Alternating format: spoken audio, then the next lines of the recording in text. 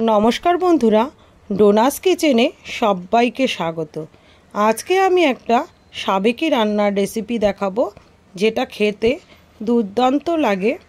এই রেসিপিটা ভালো লাগলে একটা লাইক, কমেন্ট, শেয়ার করে দেওয়ার অনুরোধ রইল। আর সাবস্ক্রাইব করে আমার পাশে থাকবেন। তাহলে রেসিপিটার নামটা জানা যাক। রেসিপিটা হলো কচুর গাঁটি দিয়ে চিংড়ি মাছের ডালনা। এবার দেখা যাক কি করে বানাচ্ছি। কচুর গাঁটিগুলো নিয়ে নিয়েছি।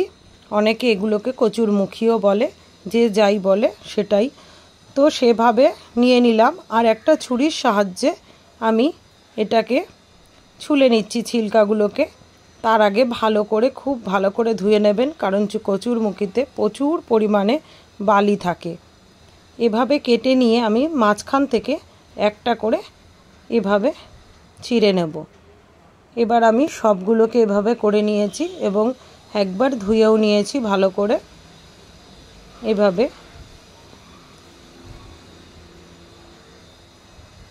এরপরে আছে চিংড়ি মাছ। চিংড়ি মাছগুলোকেও আমি ভালো করে ধুয়ে নিয়েছি। দুটো আলু নিয়ে নিয়েছি। আলু দুটোকে দুটো টুকরো করে 4 টুকরো করে নিয়েছি। এবার পেঁয়াজ কুচি আছে, লঙ্কা আছে চেরা, রসুন গ্রেট করে নিয়েছি। কেউ চাইলে বেটেও নিতে পারে। সর্ষের তেলে রান্নাটা হবে, সর্ষের তেল আছে।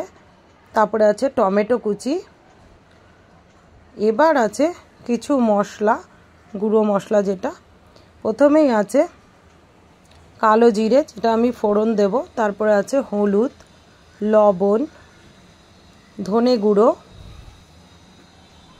জিরে গুঁড়ো, কাশ্মীরি লঙ্কার গুঁড়ো আছে, আর আছে সামান্য গরম মশলা, একটা তেজপাতা আমি দিয়ে দেবো, যেটা আমি ফোড়নে দেব।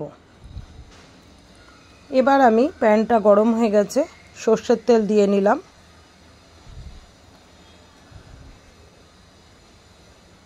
এবার সবগুলোকে ভেজে নেব এক এক করে। আমি কচুর গাঁটিটাকে আগে দিয়ে দিলাম তেলের মধ্যে, দিয়ে আমি এটাকে ভেজে নিয়েছি, তুলে নিলাম। এবার দিয়ে দিচ্ছি আমি আলুগুলোকেও সামান্য ভেজে নেব।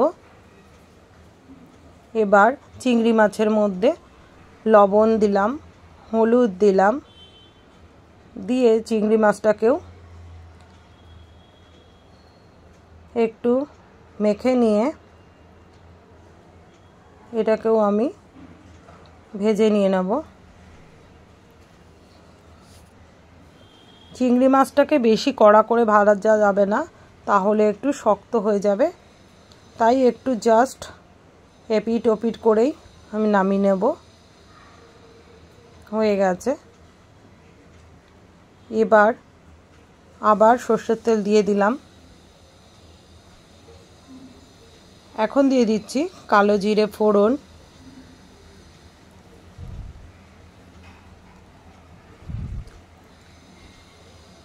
তারপরে দিয়ে দিলাম তেজপাতা।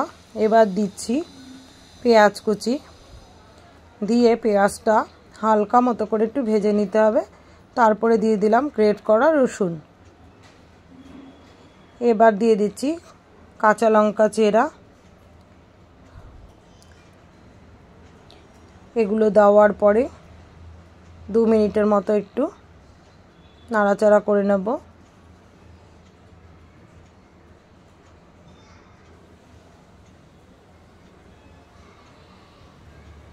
এবার সব গুঁড়ো মশলাগুলো দেব। হলুদ দিয়ে দিলাম, লবণ দিয়ে দিলাম।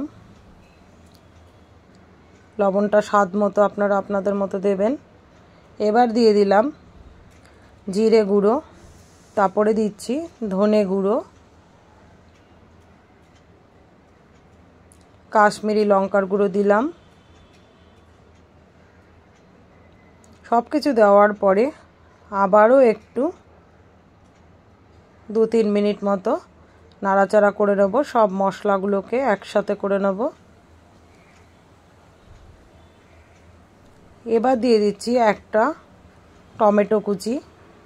টমেটো কুচি দেওয়াটার পরে এটাকে আবার নাড়াচাড়া করব, টমেটোগুলো যাতে একটু নরম হয়ে যায় ততক্ষণ পর্যন্ত নাড়াচাড়া করব।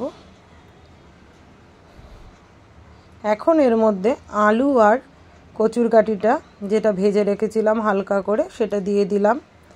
দিয়ে সব মশলার সাথে ভালো করে মেশাবো।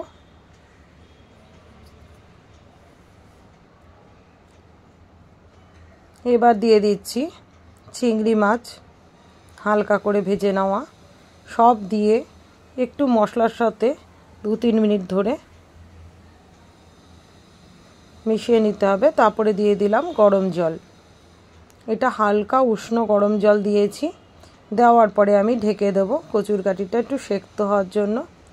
এবার হয়ে গেছে 5-6 মিনিটের মতো। তারপরে দিয়ে দিলাম ঢাকনা খুলে গরম মশলা। গরম মশলা দেওয়ার পরে আবার সব কিছুর সাথে মিশিয়ে নেব একটু। এবার আমার মোটামুটি হয়ে গেছে, নামিয়ে নেব। তাহলে আমার রেসিপিটা রেডি হয়ে গেছে পুরো। আমি এভাবে সার্ভ করছি। কেমন লাগলো রেসিপিটা প্লিজ কমেন্ট করে জানাবেন। আসবো আবার নতুন রেসিপি নিয়ে। ধন্যবাদ।